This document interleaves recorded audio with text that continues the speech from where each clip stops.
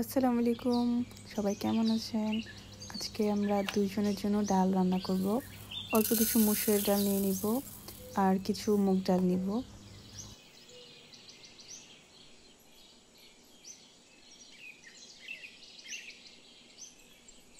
ওকে ভালো মতন ধুয়ে আমি এখন বসিয়ে দিব। দুটো কাঁচামরিচ দিয়ে দিব এবং অল্প রসুন এবং অল্প লবণ।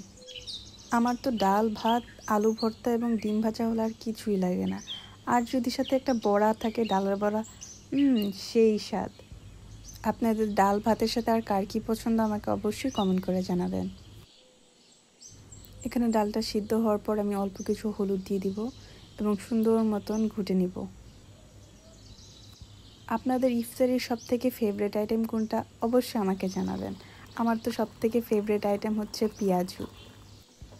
ইফতারির মধ্যে মিষ্টির মধ্যে বুন্দি আর জিলাপি না হলে তো চলেই না। আমার চিকন জিলাপি ফেভারিট। আপনাদের কোন জিলাপি ভালো লাগে?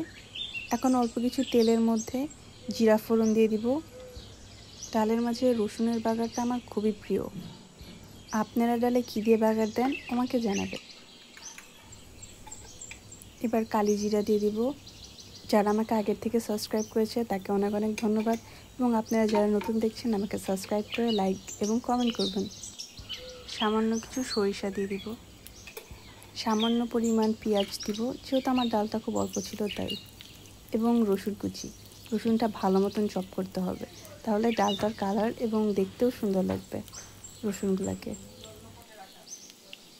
বাগারটা সুন্দর যখন ব্রাউন কালার হয়ে আসবে তখনই আমরা ডালে ছেড়ে দিব। আপনারা যারা কমেন্ট করে আমার পাশে থাকছেন তাদের জন্য অনেক অনেক দোয়া রইল। এখন গোল্ডেন ব্রাউন হয়ে এসেছে বাগারটা। এখন আমরা বাগারটা ডালে ছেড়ে দিব।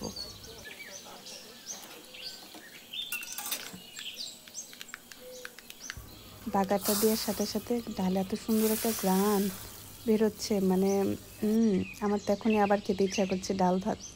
ডাল ভাতের সাথে কি আপনার লেবু পছন্দ না আচার? আমার লেবু। আজকের জন্য এতটুকু। আল্লাহ হাফেজ।